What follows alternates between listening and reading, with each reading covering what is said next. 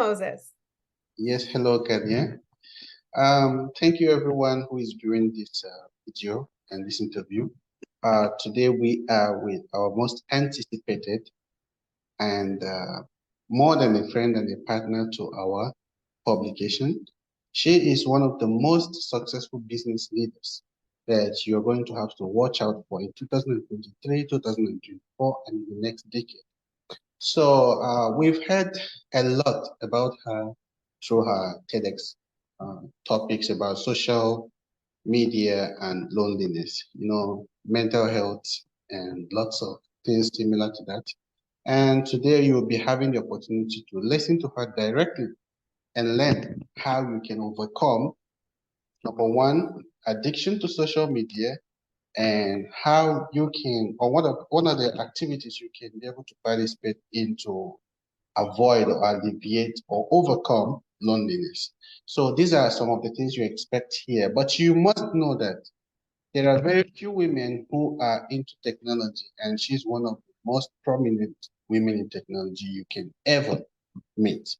So hi, Galya, can we hear from you? Who is Galya, and what has been your inspiration for venturing into technology? As a woman, you know very well that technology is one of the most competitive environment that some people think that women cannot survive in computer technology industry or something like that. So you have proven them rather right that you can do it. So please go ahead. Absolutely. Thank you very much, Moses. It's very nice to be here today. I really appreciate the invitation. So my name is Galya Westler, and I am a three-time tech entrepreneur. And thank you very much for the compliments. I do hope that people would benefit from the TEDx. I delivered this about 7 years ago. I talked about social media and loneliness. But if you want to know a little bit about my journey and how I started, then I will tell you that from a very young age, I grew up in a home for both parents that are highly educated. They pursue their education and then their career along with a PhD. My dad was a CEO and president of different technology companies. My mom was a teacher and the project manager. So there's some similarities there. I do believe that inspiration comes in many different forms in life, and mine came from my family. Soon after the military service, I grew up in Israel. Israel is a little bit in the headings today. But as a person who grew up in Israel, we do have to go through the military service. And then usually after military service, people go and travel around the world. And so I joined the same path, not knowing that after I come back from all my travels, I do have to pursue high education. Once I realized that it is the reality, you do have to get a good high-paying job, not only like so many years ago, but also in today's world. The world is becoming really difficult, very expensive, very difficult to survive. One has to take care of their education. And I was thinking to myself, what should I study? And my dad told me, he said that if you study software engineering, many doors will open for you. And so without having any knowledge in physics and mathematics, I decided to go ahead and dive right into software engineering degree. And then once I finished my software engineering degree, I decided to embark with a career. I was really bad in coding, programming. So I decided to start off as a quality assurance engineer. And I took like a very small amount of knowledge that I had during those years when I was quite young in my beginning of my career and decided to move to Canada. This is now like 16 years ago. And the reason why I wanted to move to Canada is because Israel landscape is very, very competitive. It is known as like the startup nation in the world. It is the nation where a lot of investors invest in these startups. And a lot of these kids, when they're coming from different senior elite different groups in the Israeli army, that they study computers there and then they implement their different skills there. They're getting pulled into the workforce and they get different job offers. In addition to that, when you go and study software engineering, the competition is fierce. So knowing me, as people will get to know me, you know that I would jump the line. I would move to Canada. I was born in Montreal, so I have the citizenship, and I moved there to proceed with my career. And so the first job that I got there, I was actually really insisting to get a senior job in quality assurance. I was not a senior quality assurance engineer. Nevertheless, I believed in my power. I also believed that I could be a project manager. And I also believed that I could be a product manager with no experience. So I got the experience. I started off as QA. I worked really hard. And then comes the different negotiation skills, which we can talk about in different questions that you might have. And within these negotiation skills, what I managed to do within the first 6 months is I increased my salary. This is me being very junior. I increased it by 20%. And I kept on asking for better conditions. For example, imagine 16 years ago, I asked to work remotely. A lot of us work remotely today, right? But 16 years ago, it was like unheard of. And of course, they said no. And when they said no, I decided to jump to another job. And so if you looked at my LinkedIn, I actually jumped from job to job in order to be able to make sure that I get the best conditions and that I'm able to be promoted, I'm able to earn more money, and I'm able to proceed with my career and really have my creativity, be able to show off my creativity when developing different products for the company. And so the path of becoming an entrepreneur actually happened. You talked about glass ceiling, actually happened when I was aiming to have 6 digits salaries, and then I was aiming to get this director role. So the path is like you're a software engineer, you may or may not go to have a coding career, and then you could do quality assurance. I have done business analysis, I've done project management, then I've done product management. And then after really within just 2 or 3 years, I was like, okay, I need to have this director role. And being creative, I kept on hitting the glass ceiling because part of it was because I joined failing startups. And because they were failing startups, they could not appreciate my creativity or my peers' creativity. So a lot of us will let go. And of course, with regards to an attitude, being a person that speaks their mind, that talks from knowledge, that talks from dedication, because, somebody really cares for the project to succeed. A lot of the times you encounter with bosses that don't see eye to eye, and you end up being let go, or you end up leaving if you don't like the conditions, if you don't like the environment. And this is basically what had set the stage for me to become an entrepreneur. Okay, brilliant. Can you share the key experiences that you had in your early stage of your entrepreneurship? Those experiences, how did they help you to progress to become the real entrepreneur you are today? Working with some other people, working in startups and all. So how did you overcome the challenges of those early stages? And are there anything or any good thing that those experiences is adding to your level today? Yeah, absolutely. I mean, that's a really good question. So, a lot of the time people become entrepreneurs for different reasons. People may end up inheriting businesses from their fathers and mothers. People might come up with an idea. They might gather some partners. They might get investment, and that's how they launch their big idea. For me, the journey has been a little bit like a path, and then going back to being employed, and then going back to doing entrepreneurship. I actually started my journey pretty early on. Like I was already 3 years in Canada. I managed to get a senior product management role. I did manage to get the six-digit salary.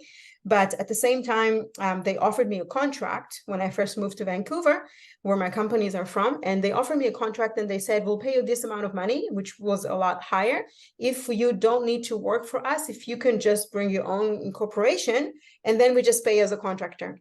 So I didn't know back then that creating a company would actually be successful. I just kind of treated it as, oh, this is a way for me to get more hourly rate. And so I did that.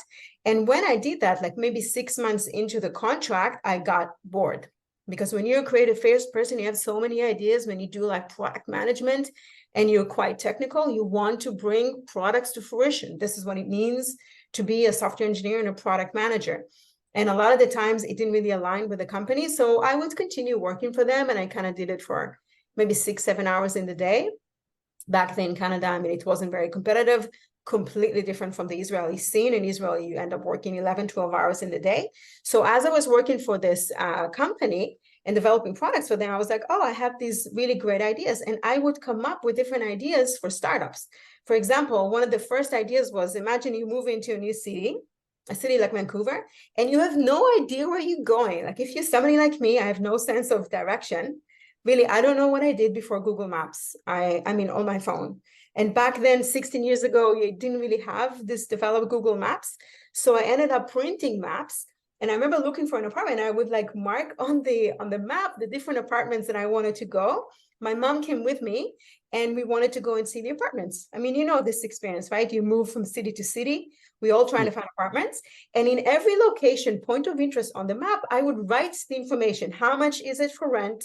What do I need to bring? I need to bring maybe references, this and that. And then I would walk around with a map. I would try to navigate and find the apartment, which I did after like one try. But for me, I thought, this is really ridiculous. There should be an app. When you say to yourself, oh, there should be an app for this, there should probably be an app for this. So I ended up developing a WAP. Back then, a web kind of mobile site that allowed you to put your calendar appointments into points of interest on the map. This is before Foursquare. This is before points of interest with Google. This is way before back then. And one of the mistakes that I did as a mini entrepreneur is I invested a lot of the money that I worked so hard for in development of this application, and I ended up falling flat on my face because it failed. And so the years go by, and I feel that being a contractor is not really stable. So then I go back to having full-time. I get let go of the job, and then I go back to doing contract work. And this was my life, really like switching different positions, but still making more money, doing more projects, getting better conditions. I mean, it's tough, you know? And there comes a point where I have to now only do contract work. I will not survive in the corporate world. And so I happened to meet one of my older bosses in Vancouver. And he says to me, Galya, I know you're very brilliant. I know you have a good idea for a startup. Give me your idea. So I gave him the idea of Plazus. Back then, we developed a lot of private social networks for businesses to communicate with their audience without needing to give all the data away to Facebook. We all know Facebook is evil and Telegram is evil, depending who you want to give your data for. You want to give it to the Russians and to the Americans. I mean, those social networks are pretty bad. And also they control the algorithm. So you never know, can you really connect with your community? So the idea was to connect with the community by creating an app by yourself. We developed this drag and drop web application where you could essentially create an iOS app or an Android app within 2 minutes, upload it to the App Store, and then you can have your own private social network, even like host it on your own server. So imagine you want to have this like secret yoga enthusiast, and you don't want to do it on Facebook. You want to bring all of your yoga people into your own app, and then you can just create it within like 3 minutes. And so I gave this idea. He ended up investing, and then he brought another investor, and that's how Plazus was born. Then I decided to get more investment. I fell flat on my face because of many different reasons. It's really difficult to get investment. And then I decided to pivot. I wasn't participating in a really interesting talk about Ethereum, about blockchain. And then I realized the whole idea of creating different DIY, do-it-yourself web applications and then mobile apps to businesses, to allow the businesses to focus on their business and not focus on the technology, hire people like us to build their technology, was actually a really good idea. And it really matched the philosophy of blockchain. And what is the philosophy of blockchain? It's about democratizing the business processes, the way we give our data, control our data, monetize our data. Data belongs to us, does not belong to the big corporates. And it really aligned with the business values of Plazus. So then we decided to pivot and take this app builder and build it on top of Ethereum to do kind of like a user-generated points system where you can earn tokens if you end up creating your own social network and then you promote, for example, your ICO. We managed to raise more money. And then during that time, a little bit before that, I was on the TED stage. I talked about social media and loneliness. I got a lot of publicity, and I was covered in different magazines, podcasts, and I ended up being invited to different stages. And on this stage, I would talk about blockchain. I would talk about how blockchain could benefit your business, how it can streamline processes, how it can create automation, how you can create transparency for the different business value that you give to your customers. And it resonated with some customers. They started to come to me afterwards, after the talk, and they would be like, hey, if you do this for your business, can you do it for mine? And that's how the third pivot happened. And today we develop enterprise type systems to businesses, to enterprises. And after that, during the pandemic, which I will talk in more depth what happened during the pandemic, we came up with another idea. We participated in a hackathon, and then the third company was born, which is GoHealth, providing health type solutions on the blockchain. Yeah, I was going to ask you about GoHealth. GoHealth Technologies is, as for what we learned, is a blockchain-based technology company, but focusing more on helping the healthcare industry, especially in the context of the pandemics, so like COVID-19 and HIV and all. So, but apart from we knowing that you are helping to streamline or make the management of COVID and some outbreak like HIV to be maintained or controlled. So what else is GoHealth Technologies doing? And assume I'm a client or assume I'm somebody potentially want to use your technology. Yeah. So how is it going to be? How do I get it from you? How is it implemented? And what is the benefit? Let's say a return on investment of what I'm expected to get from you. Sure, I'll explain. So I'll explain the need. So the need to anonymize personal health information, PHI, is actually pretty high. If you look at Europe, you've got GDPR, right? You have to comply with GDPR. When you build different health solutions, you have to be HIPAA compliant. If you look at the US market, right? So the need is to anonymize personal health information, but still verify who is that person, what is their status. And by knowing a person's status, as you know from the COVID pandemic, you can actually eradicate a lot of these pandemics. So I'll start with a little story, because personal story is really important when you give speeches or when you give talks, right? Everybody loves personal story. And our personal stories actually starts in March of 2020. As you recall, in March 2020, a lot of the borders became shut. I was actually stuck in Germany during that time, and I couldn't get back to Canada. During this time, there was a lot of slowness. People didn't know what was going to happen. I could not leave the country like many of us, right? The business has suffered. Customers started to not answer their phone, canceling the different meetings, and we really had to downsize like a lot of businesses, right? A lot of people lost their job. It was terrible. A lot of people felt loneliness because they were stuck in their home. A lot of people were getting sick. It was really terrible time.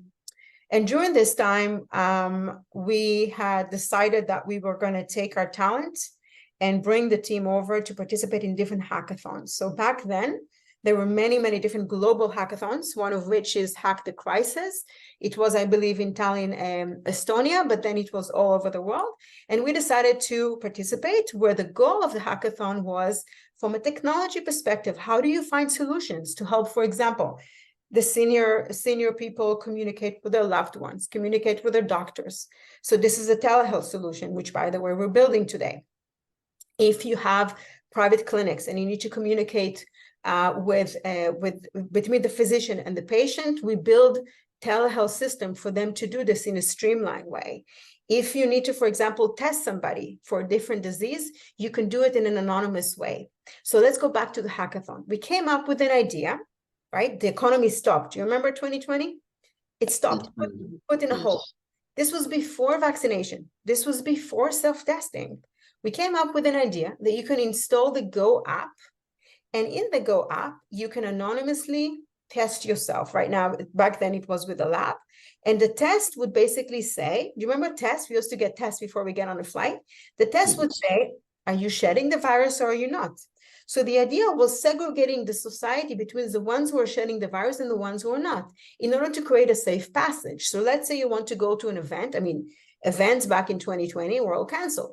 But we had an idea. You can come to an event. You can use your phone. It's NFC enabled. You have your COVID status from like a minute ago in an isolated place. You go to a gate, you tap your phone because you're negative, and you can move from a space that could be with other people that are sick to a space where people are not sick, which means that they can communicate, which means that they can participate in an event.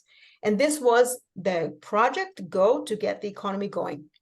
The project ended up getting the attention of a very senior person from WHO, and she was interested about this flow of testing someone anonymously to try and find a solution for post-market surveillance process when you develop drugs and vaccines.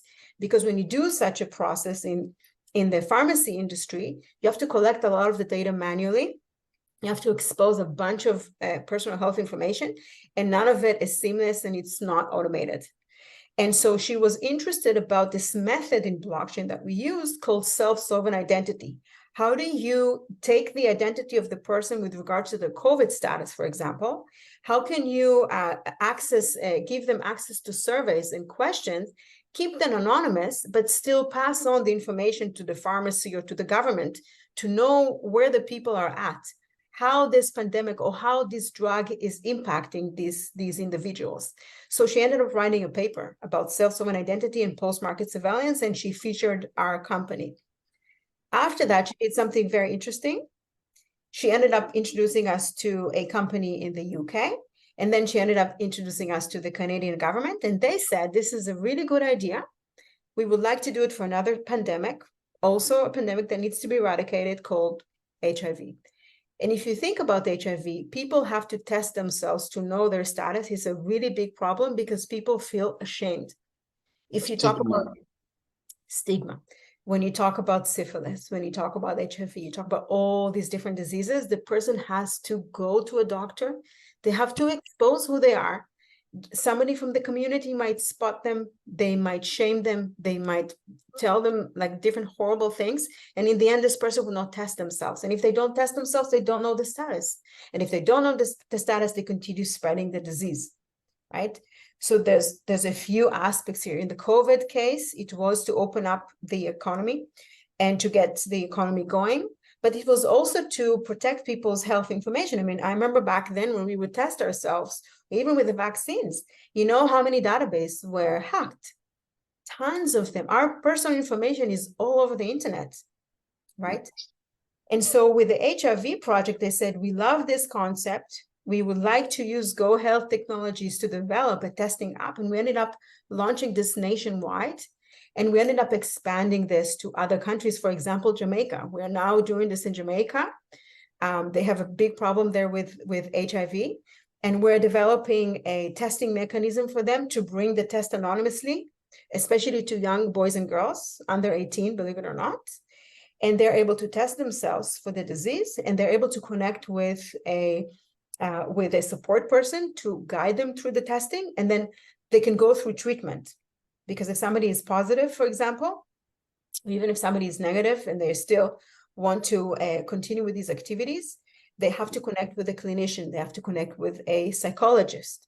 So these telehealth systems that are based on blockchain are highly secured, and they're enabling the patient to be anonymized yet verified. So for example, we can verify that this person is part of the Jamaican program to get like a free telehealth session, and then at the same time bring them in front of a doctor face-to-face in a video chat. Then we can take the transcripts and we can run them through an AI, machine learning, to then automate different tools for the clinician and the psychologist and the case managers to do different things that can help the patient. For example, automatically book the next appointment, automatically refer them to a psychologist, automatically do a summary notes for the doctor. Different like phenomenal things that you can do using AI and blockchain. Automatically, it can arrange the reports for the doctors. Exactly. Yes, absolutely. Reports are really important. Statistics are really important. For the government of Canada, it was really important to know where the virus is spreading, right? We know right now it's in the remote communities of First Nations. It's, of course, this, that AIDS is men who have sex with men, people who do drugs, right? People in the remote community of the First Nations, they have a big problem there. And you have to try and reach these undiagnosed in order to help them and to stop and to eradicate the pandemic. Does it help in prescriptions? Absolutely. So that's another thing that is now going to be included, is the connection with pharmacies. So because you have a telehealth component, you could connect with the doctor, and the doctor can provide a prescription, and then you can show the app, you can show the prescription, and then when you go to the pharmacy, you get the medication. Yeah, it will save a lot of headache, the doctor's handwriting and all. That's right. That's right. Okay, about your TEDx speaker, yes, we know that. And I believe that anybody who is watching this must check the videos, the the voice, amazing voice, the articulated presentation, and the right choice of words you use in those outreach. Reflecting on that, so we just want to understand the topic that you discussed was social media and loneliness. Okay, Mm-hmm. so please give us the summary, the key points, and relate them with the finance industry, the HR industry, sector, and the healthcare industry. So we want to understand how these sectors, or in a company we call them departments, how these people in certain departments, how they can control this whole social media, uh, Zumba, I would say Zoom. People just stick to their mobile phone. They just want to be talking on the social media, just want to be scrolling. Yeah. Some people actually go for it. I don't know what they call it. It's about coffee. Some people come to the office without even doing anything. They're just scrolling on their phone. And when you want to talk to them, they are busy. Yeah. But they are busy doing nothing. That's But right. after doing those things, and when they get home, they still don't have anyone to talk to, because all the time they're supposed to be using to associate or mingle with the people in the office. That's right. They spend it creating more room for loneliness for themselves.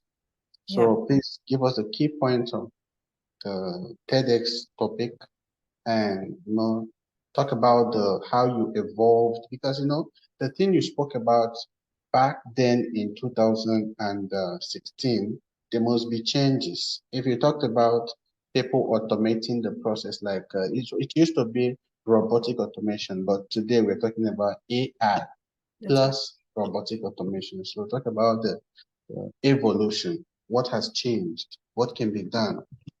Yeah, absolutely. I mean, this is a very complex question, so I'll try to answer. So I will talk about the topic. So the topic is about social media and loneliness, and it touches upon the societal issue about people sharing content online. But the problem is that when they share content online, it's leads to division. There's a big problem right now with disinformation. We see this with regards to the war. There's a lot of ignorance out there because people unfortunately don't know the facts, and the facts are being distorted by fake news, right? You know this, you're an editor, you deal with the news and you deal with different articles. We are dealing with a really big problem. And at the end of the day, it's back then I talked about the feeling of inadequacy, but today we're actually talking about danger. There has been different people also, you want to talk about different places like India, for example, where people they publish different wrong information about different people and different groups, which led to violence, and people lost their lives. So I talk about losing their lives from the harm of loneliness. Loneliness back then was measured as harmful as smoking, which means that it increases the chance of somebody taking their life because they're lonely. And now it's still relevant. Now we can talk about the disinformation. There are different tools out there, such as AI, to be able to try and see if the content online is in fact real or not. And then to be able to provide the truth as much as possible. So I would say with regards to disinformation, people have to watch the news, like the actual verified news channels, and they have to watch it from different angles to get the right truth about a situation that's happening in the world.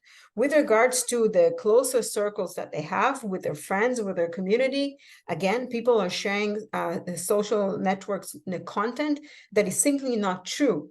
It is being polished. It's totally, it has different filters on it. The content that they're saying might not even be truthful to the way they're actually feeling. They're just trying to convey a lot of the time the extremes. So what you see in social media is like, oh, I feel so good. Oh, I am so successful. But today I'm going to talk to you about my failures. Today I'm going to talk to you about the difficulties that I had as an entrepreneur, as a woman. And people don't often share this online. And then when you talk about the other end, people talk about really terrible things that are happening today in the world, and they're showing the extremes. They're showing like horror movies that are being filmed that may or may not be true. So when I spoke about it in 2016, I actually talked about loneliness and how it impacts you as an individual when you're exposed to all this extreme content that makes you feel jealous, makes you feel inadequate, makes you feel lonely because you have nobody to talk to, and you think you talk to people online, but you're not. And then I share the personal story of what happened in my family where we lost my older brother. But during this process, before he passed away, we actually used the power of community to be able to bring people together around a certain topic. So the power of community could be, for example, I'm a very big advocate for Toastmasters, public speaking clubs around the world. And people like me that like to do public speaking, we gather in different clubs around the world and we follow a methodology with certificates, how to be a public speaker, how to use your hands, how to use the voice. And through this personal interest could be public speaking, it's an excuse to talk to one another, to come to the meeting, to search for the group online. I mean, search for it in different platforms such as Facebook, and then to come together and to discuss the topic. And by that, you make friends, you make business connections. So the topic of my TED Talk was actually to illustrate the loneliness and how harmful this could be. And then to show people that even though they are addicted, they should know that I'm also addicted. And so even though you read the research from psychologists, stop using social media, you're not going to stop. You won't So stop. you are being empathetic, not sympathetic.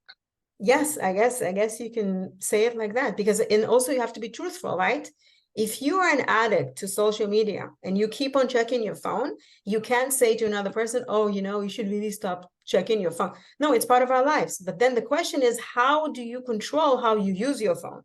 Where do you go and search for information? We talked about looking at different news channels, right? What do you do to connect with people? You should connect with communities. So if, for example, I'm now in a different city, let's say I'm in London, and I want to find people that have the same interests as me, the first thing I'm going to do is I'm going to search for the Toastmasters Club. I'm going to see their interactions online to see if it's a legit group, if they're interesting, if there's like good people that are there.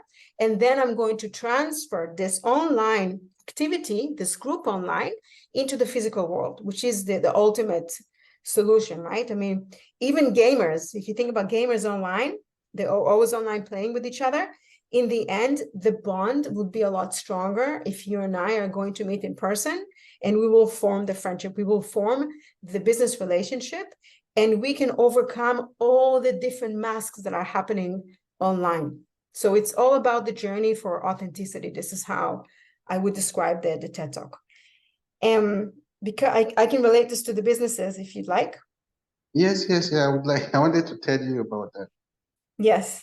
So let me try and connect everything together. So another thing that I really like to do, other than of course, to be on the big TEDx stage, is to be in different conferences, in different talks, to talk online, and to inspire women and to inspire people to proceed with their career, to be like, to do this with personal stories, right?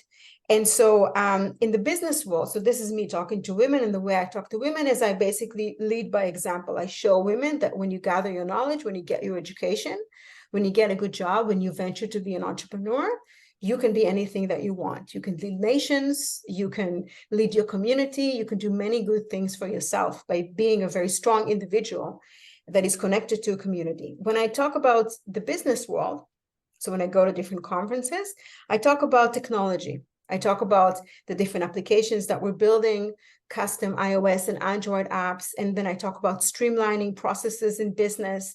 I talk about how can you streamline contracts, for example, when you create big contract systems for enterprises, how can you create a payroll system that's automatic? These are all the different benefits that I would talk about when I talk about different business goals in different sectors. And so for me to be able to talk about product management, technology, all of this knowledge that I can bring was because I was on the TED stage. And I don't know if you know this, to be on the TED stage, it's very difficult, like depending which TEDx we're talking about. This was a very big one in Vancouver. It was like 3,000 people at Queen Elizabeth Theatre. And to be accepted was difficult. And then you're talking about like rigorous 9 months of preparation. See, when you are knowledgeable enough, when you have something to impart in other people. Stages will be looking for you. You will not be looking for stages. Yeah, that's right. That's See, right. so I wanted to ask you, I could sit 1 hour, 2 hours, 3 hours listening to you because what you are saying is completely in sync with the realities of today. But what fascinates me the more is you started thinking about it way back in 2016. So how is it possible that you are so proactive to have thought about these things, to have come up with this whole solution? Or is it that you really encountered some setbacks that led you to learn? Or how did you learn all these things? Where Yeah. did the knowledge come from? Yeah. Yeah, I mean, the way to be inspired is by different things. I mean, I've alluded to this when I talked about the disinformation. You need to be a curious human being. When you are a curious human being, you connect with people that are like-minded like you. You always have to think about, if I go back to the basics, something that my mom keeps teaching me, she says, a friend, you know who's a friend? A friend is somebody that's teaching you something new every day. Think about it. Think about it. If you have a colleague, for example, and he's teaching you something new every day, he could be your friend, right? If you have friends that are almost like deteriorating your behavior, or if they're sending you different things on social media that you think they're not true, or maybe they're too negative, you have to examine the friendship, right?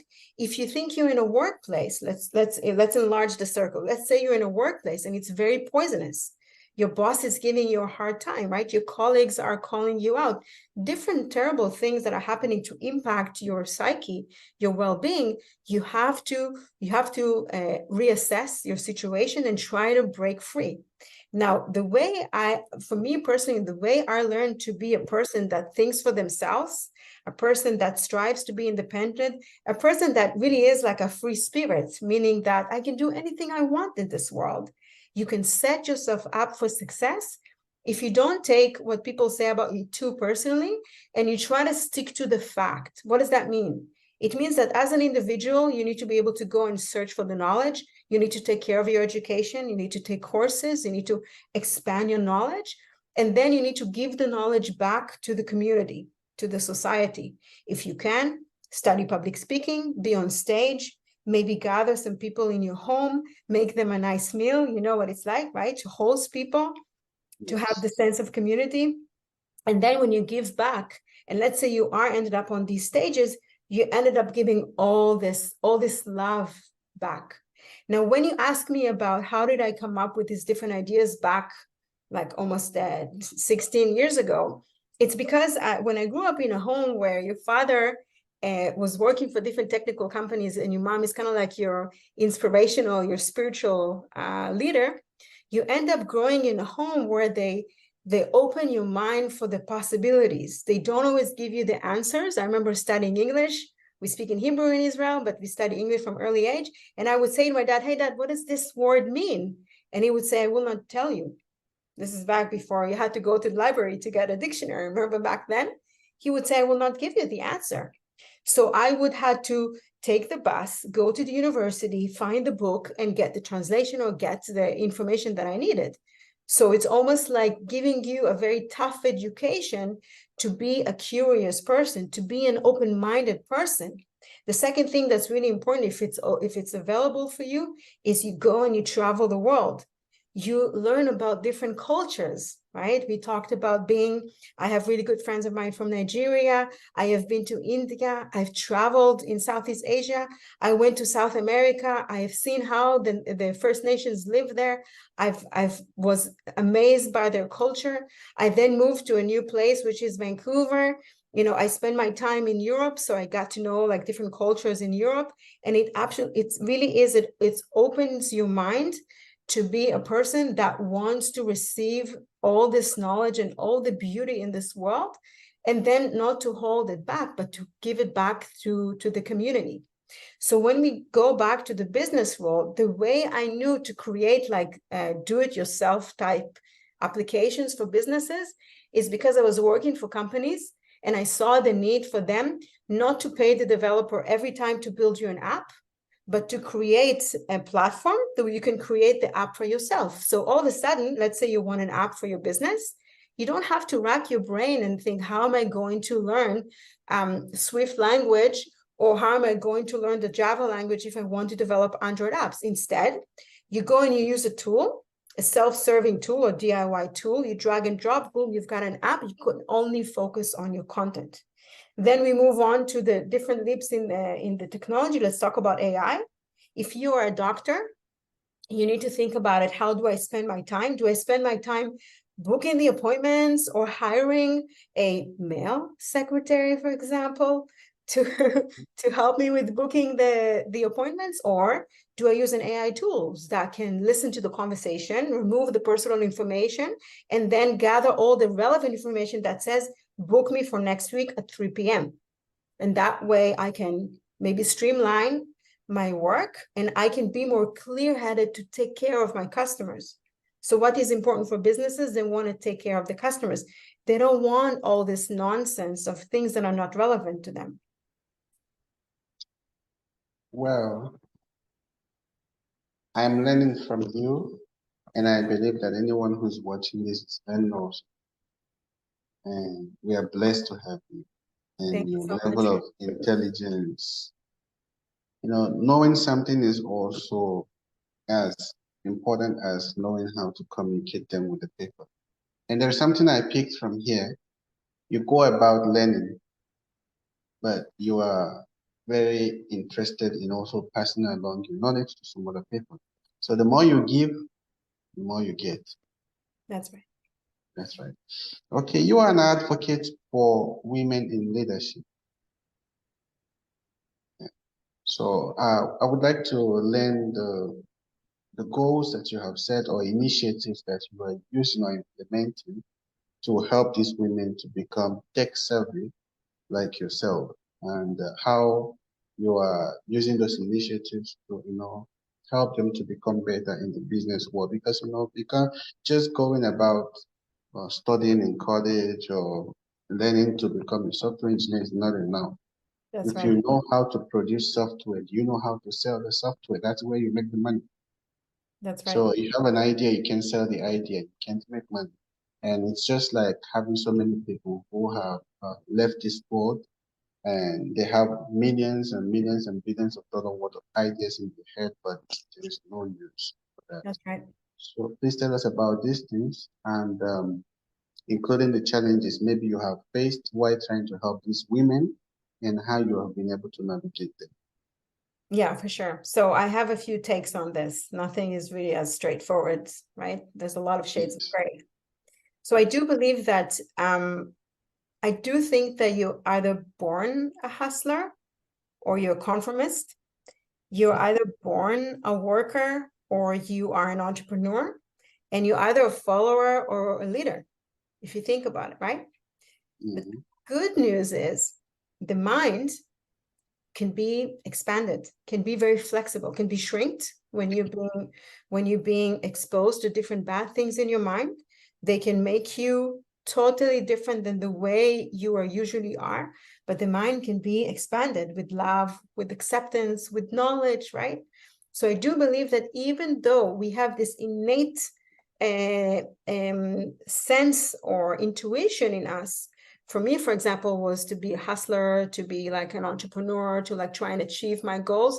I was always like this, but you really had to peel the different layers in the onion to get like the true Galya to shine. Galya wasn't always the Galya. She was like a little tiny hustler, when she was 14. I was selling like workshops to the kids around the block. I was selling my babysitting services, and I did not succeed, but I learned something from it. So another thing that's really important is to fail forward. Of course, people know this sentence, you fail forward. You always have to try something new. You fall on the ground, you will hit your head, but then you will get up, you will clean off the dust, and then you move on until you succeed, right? Same story with the Edison idea, where it took him like 1,000 times to be able to come up with these brilliant ideas. And so what I would say with regards to women is that, it's not really about inspiring women. I do think that women around the world, they don't always know their self-worth. I do know that women and other minorities, they suffer from the fact that they have to earn less money. They don't always go to the career that they want to do. And a lot of the times they choose to have motherhood, they will not choose to have a career, or their career potential will reduce. But I want to balance it, because men, good fathers, they could also be putting their career on the side to be the fathers that stay at home, to be the fathers that are good for their children, to grow the family that some of us want, right? But I think that when you inspire women, it's really important for women to understand that they can achieve this potential by following the path of education and knowing that the sky is the limit. But I want to add these words of encouragement to actually to everybody in this world, because you know this, right? That a lot of the time in the world, a person, it's something very personal to say, I'm a male, I'm a female, I'm a he, I'm a she, but I can also be they. Some people refer themselves to as both. And so it appears that it is actually a personal choice to decide how you want to introduce yourself to the world. What's most important is you stay true to yourself, and then you decide how you're going to conquer this world. Doesn't matter the gender. And if you ask me how we hire people to join our team, we don't have programs for women or for men. We have programs for people that have the right attitude, they're enthusiastic about technology. They must be very senior in their experience, and they must have the education or maybe the courses. And that's the only way for them to come in and contribute to our customers and to our projects. So I do inspire women by giving them a personal example, but at the same time, I actually invite everybody to participate, to get the knowledge, get the experience, and then really follow their career. I mean, I can give you like a small example. The way you lead by example is, I call it the Beyonce Effect. Beyonce Effect, you know why? Because Tell me, I'm listening. because Beyonce, we all know Beyonce.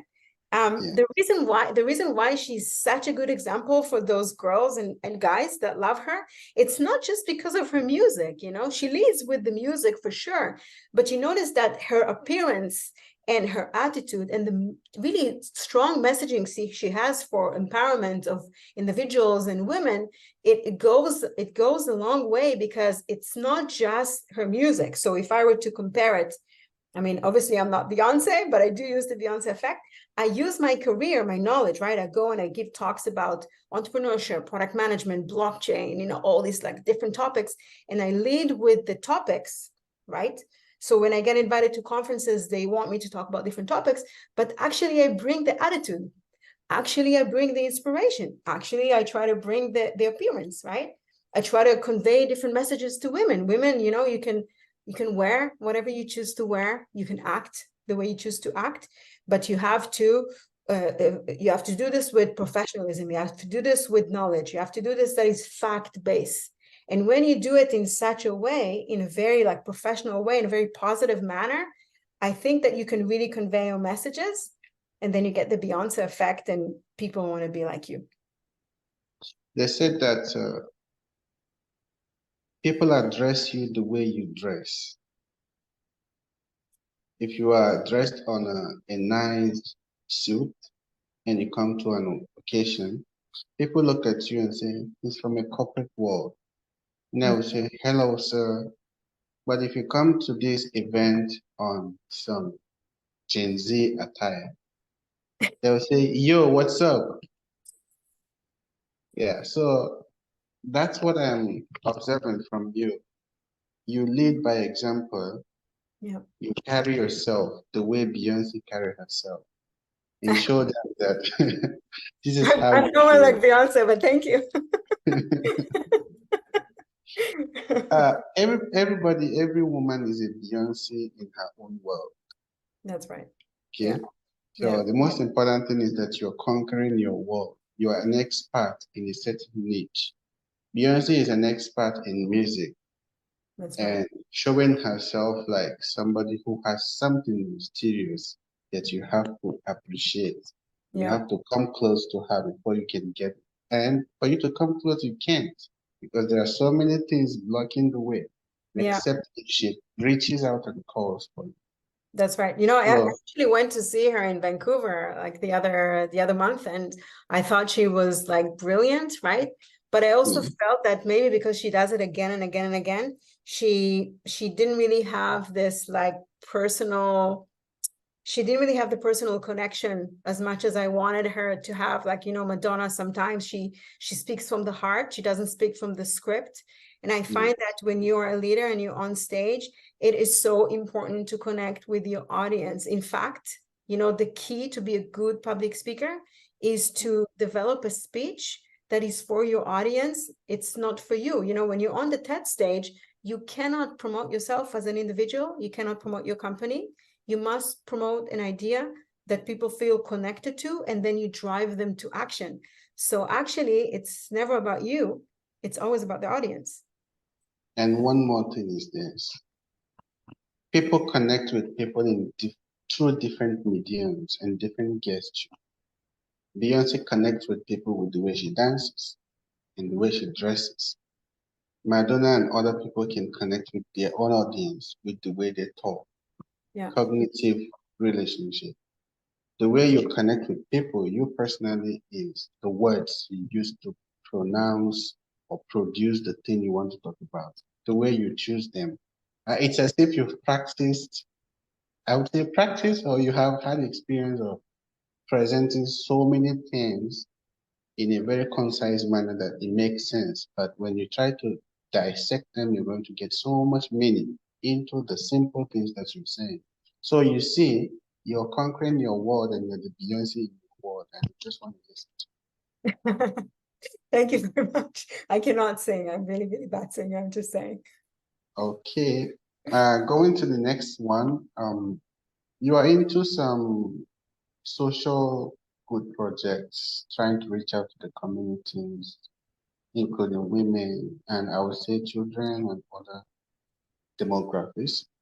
So I like to understand, um, how these activities contribute to your growth and your business growth.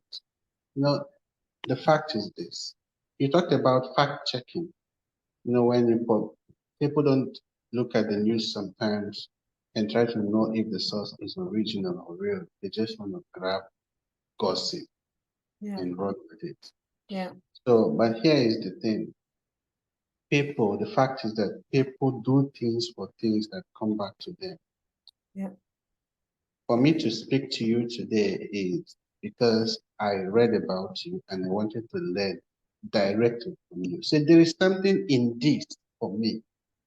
So what is in the social good project for you? How is it contributing to your personal growth Yeah. and your company? Yeah. I think that, you know, when you are a very ambitious person, when you try to, you know, really conquer the world in terms of your own personal inspiration and goals, a lot of the time you're seeking the monetary value, right? But as much as in my early days, I always thought about like the next stage in my career, I always thought about the acknowledgement. Like I talked about the director role, which I never got because I was so focused on that. And then I talk about a goal of mine, which by the way, I never shared with anyone, which is to get 6-digit salaries. Or I talk about like how fast can I get to the next job or to the next leap in my salary. And really what it was something completely different, you know. It was something about being a free spirit person, which I highly recommend, because when you're a free spirit, you end up doing what you love every single day. And when you do when you do what you love, you pursue your passion, you're able to be so good at it, and then the monetary value will come afterwards. For me, the path to be able to do what I love actually came from the challenges that I faced in my life, where I had to constantly negotiate to get what I wanted in life. And if you think about it, everything that you do is about negotiations. So when you put on this business persona, you know, a lot of the time you kind of lose sight of what's important, which is why I talk about community, which is why I talk about staying connected with your family, with your friends. I've lived in different places in the world, and my heart is in Israel, and my heart is in Vancouver, and my heart is also in different places in Europe. And I have strong connections there because I really love the people that are there. So because, if we talk a little bit about the different groups that I belong to, I remember that really early on, I joined the Toastmaster group, which is something that I recommend for everybody to do. Yes, with the interest of learning public speaking, but actually I wanted to learn and get to know people in Vancouver, which is why I joined this group and ended up meeting my friends. I ended up being exposed to the TED committee, and then being able to succeed in getting this TED opportunity. So Toastmasters, when you're part of Toastmasters, I ended up being the president of the club, and I was different parts in the executive roles. You end up doing things without monetary value. You know what I mean? When you volunteer, and for example, I also volunteer by mentoring different entrepreneurs, different people that want to become entrepreneurs. Students, they come to me and they want me to tell them, give them advice about their career. I do have a lot of friends that I converted them to be entrepreneurs, which is really cool, because I just tell them to challenge their career. Is this really the work that you want to do? Do you really do what you love? Do you really pursue your passion? Because at the end of the day, if something happens to you, if somebody gets a terrible disease or they lose someone, they end up looking at things with a different lens. So why not put this lens right now and pursue what you want right now? And when you go about it without the monetary value, when you actually go about it by really trying to connect with people, travel around the world, do different volunteer works. I also volunteer in a group called Muslim and Jews Help the Less Fortunate in Vancouver. And I ended up meeting people from different areas of the world that I would never meet, growing up in a place like Israel. And that's how I formed the connections. That's how I saw different views of people around the world. I have dear friends of mine that are from Lebanon. I've got friends that are from Egypt, from all these different places in the world, and they are really dear and they're really important for me. And because I got to know them through this volunteer, I got so much more out of it, which is well beyond having a successful career or earning lots of money. Hey, that's very good perspective, Some things are not money. Some things are for self-exploration, exploring other things, other options available, and also being a nice person. Why I said nice person is I I've been opportune to work with this youth organization called ISEC. ISEC, Barack Obama and some other big personalities has been there, but it's purely voluntary. Yeah. You never get paid. That's right. But what you're doing is to help students or people who would like to go for outreach programs or transfer programs. They might be in India, they might be somewhere in Africa. They want to go out to other countries and volunteer to serve, to help people. So one day, Papa asked me, "Why are you doing this? You're not getting paid. Is it not taking your time?" I said, "No, no, no. I just want to learn how I can be able to help somebody to travel from one country to another country to achieve their dreams. How is it possible? I just want to feel like I'm helping the community." He said, "Okay." But after doing that, from that, I learned how to actually give people admissions to study in universities, help people to process visas and so many things. At the end of the day, I still made money out of different business that is like a product of helping people where I was not being paid. That's phenomenal. That's really Yeah, you see, so it's somehow interrelated. If you're trying to help people in your own area, it might not just be that you get any money from there, but the experience you get from there can help you to build something tangible. Yeah. Yeah, and I mean, I have people that have had conversation with me like a few years back, and they were contemplating, should I take this course? Should I become a specialist? Should I create my own company? And I advise them, to do it. And then I kind of guided them how to do it. How do you incorporate it? How do you incubate your idea? How do you bring it to fruition without spending a dime? How do you not take investment money?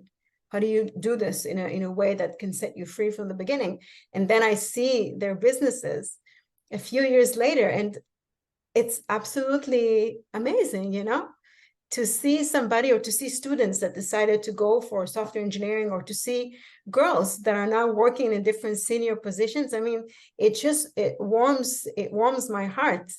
And it comes back like 10 times fold than it is if you were ever to convert this into like a business relationship.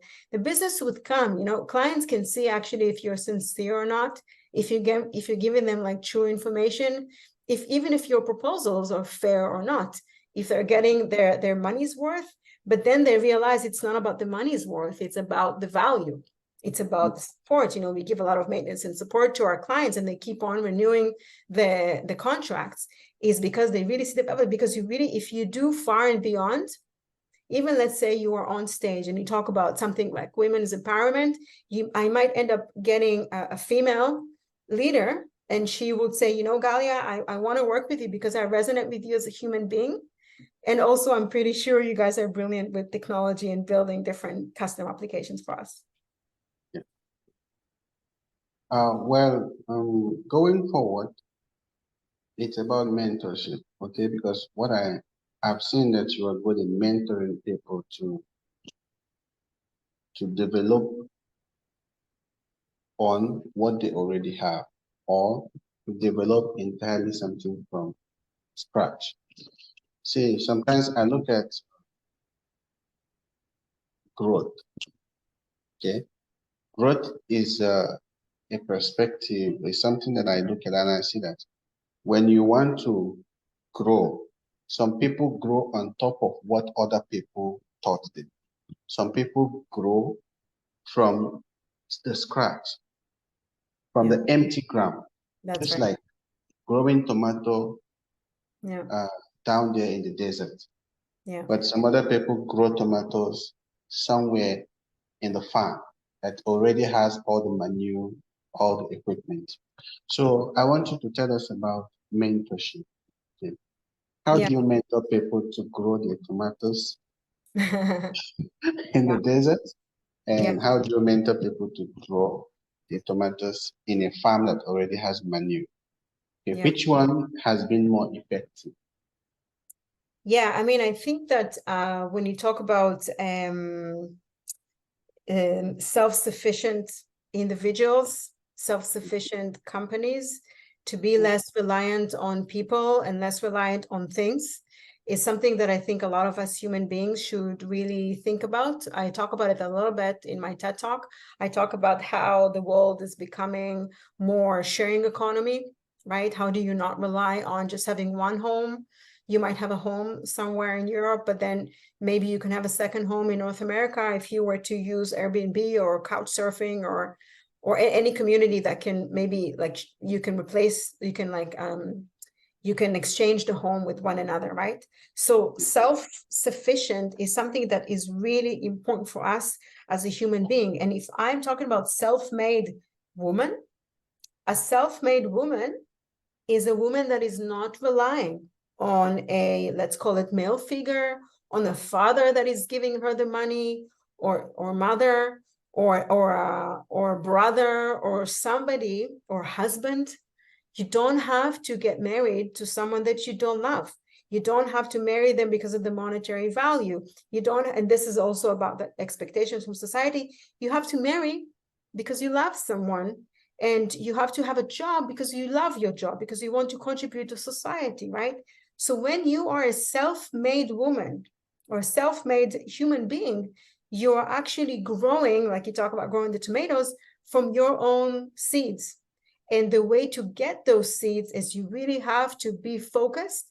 You have to get your inspiration from the right role models, and then you have to go for it. You should not wait for any approval. You should not think about the things in your life that's holding you back. Is it an excuse? And then what you can do is you can use the method of, okay, what's the worst thing that can happen if I end up starting this business? if I end up going on this new venture, what is going to happen? And then keep in mind, I'm going to fail forward. I'm going to try it. And I know I'm going to fail, but that's okay because I have a backup plan. And even if you don't have a backup plan, you're going to have a backup plan. Because when you are faced in the wall and you're being in a very uncomfortable position, it's the only way to grow. If you're trying to grow from being comfortable, you will never grow. You will stay stagnant, you know, Yes. and when you're stagnant, you won't survive. I mean, I have this conversation with many people that I know in my life today, and I keep saying that the world is getting so bad right now. It is so unsafe. It is, you can't even express your opinion without being shut down. Everybody's coming for you. Everybody's envying of you, or maybe you're envy of someone else. But instead of having all this different noise around you, try to meditate, not necessarily do the meditation, but meditate on yourself. Try to think, okay, what is the one thing that I can do and I can do it really well, and focus on it without being too distracted on the outside noise, and then be self-sufficient. Become this, even if you're not self-made at this moment in time. We talked about the mind being expanded, nourishing your mind with love, with acceptance, with warmth, with people, positive thinkers around you. If you find yourself being drawn to the negative, if you find yourself watching, for example, on social media, all the violence that's happening in today's world, you have to take a step back and reassess who's giving you this information and go back to yourself, focus on yourself. And that's the best mentoring advice that I can give anyone. Okay. You say that if you want to be successful in a certain niche, you should have a mentor in that niche. Yeah, If you are the most intelligent person in the room in that particular department, then you need to change the room. that's right. That's right. So I believe that all the women who might have met you, who presumably might be more intelligent or more smarter than you, Absolutely. Yeah. your Let me tell you, your courage, my whole team is way smarter than me. I'm yeah, just the person who's guiding, but I hire people that are way more smarter than me. I will not be able to do the things that they do. yes, but you see the way you demonstrated it with this smart smiling gesture means that your charisma is something that is on top of every other smart person. See, there are people who are very intelligent, very smart, but the charisma, the presentation is Yeah, something that matters. that's right. Somebody might be more knowledgeable than you in making software. Yeah.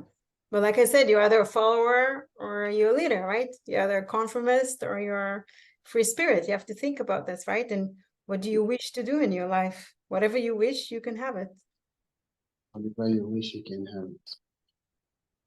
All the people that are watching this video, if you wish to speak with Galya, you can have it. Just ring us. I'm going to the end of the interview, and it has been very informative, very interesting for me and for you, the listener. There is one thing that we're going to ask Galya. I want you to take part in asking that question. She has been recognized by the Enterprise World magazine as the most successful women leaders to watch out for in 2024. Okay. We unanimously say congratulations to you, Galya, for being selected, because the checklist of making it to this particular publication is a long list. It is something that we have to actually check: your qualifications, your experiences, your charisma. You know, those things has to be checked. And if you're able to meet up with the standard, then we can approach you. Everything else that comes with it is just auxiliary, it's just complementary. But the fact that you merit being on the cover page for this publication is something worth applauding for. So I would like to ask you, this recognition, what impact do you think that it's going to have in your career going forward, in your life and everything that you have to do? Yeah, so I was very fortunate to be recognized in a few magazines, like I said, quite a lot of podcasts as well. I mean, anybody that's interested on a journey to inspire people to be greater than life. And I really appreciate this recognition. And I think that most of all in their article, I'd like to mention all the great work that my team is doing to we're very fortunate to be able to have really talented people that want to keep on joining our company and do this incredible, interesting, innovative projects that we do in blockchain and artificial intelligence and anything that has to do with enterprise development. I also hope to inspire people to try and take on a path of a public speaker, because it's really important to be able to communicate in today's world. You have to communicate, you have to be a very positive voice in your community. And I do hope to inspire people, women, everybody in this world to be able to proceed with their career, to be able to be independent, to be able to be self-sufficient, like we said, to maybe try and be this like free spirit to reach for the stars, and to know that you can achieve everything that you want in your life. For me personally, it's a very humbling experience, and I would appreciate if people would watch this video. I would highly appreciate if they read the article, if they watch the TED Talk, if they give me feedback, if there's anything else that I can share and I can teach other people, it will be my honor. Okay, viewers, when you're reaching out to the star and you need somebody to push you and hold you, Galya can help. Absolutely. Absolutely. You can become a TED speaker. Of course, I take the opportunity, I grab it, and reaching out to the star as well. Absolutely. Okay, thank you very much, Galya. Thank you very much. Thank you so much. Yes.